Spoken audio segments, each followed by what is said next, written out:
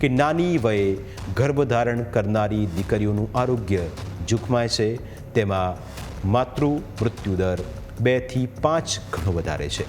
ભારતમાં 20 વર્ષથી નાની વયની માતાઓના બાળકોમાં મૃત્યુદર 60%થી વધુ છે. માતાની સાથે સાથે નવજાત બાળકનું આરોગ્ય પણ અહીં જોખમાય છે. આવા બાળકો કુપોષણનો શિકાર બને છે. યુનિસેફ 2024ના રિપોર્ટ પ્રમાણે બાળ લગ્નવાળા પરિવારોમાં 43% બાળકો સ્કેન્ટેડ હોય છે, એટલે કે તેમની ઊંચાઈ ઓછી હોય છે.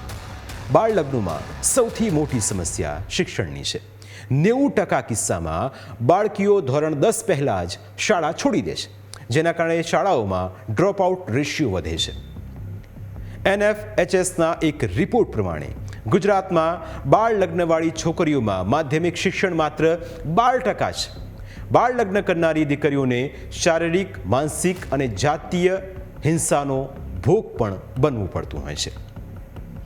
આવા જ કિસ્સાઓ સતત વધતા રહે છે. જો માનસિક સ્વાસ્થ્યની વાત કરીએ તો તેની અંદર દીકરીઓમાં ડિપ્રેશન, ચિંતા અને આત્મહત્યાનો દર 3 ગણો વધારે હોય છે. લેસેન્ટ 2023ના રિપોર્ટ પ્રમાણે રાજસ્થાનમાં બાળવધુઓમાં આત્મહત્યાનો દર સામાન્ય કિશોરીઓ કરતાં 70 ગણો વધુ છે.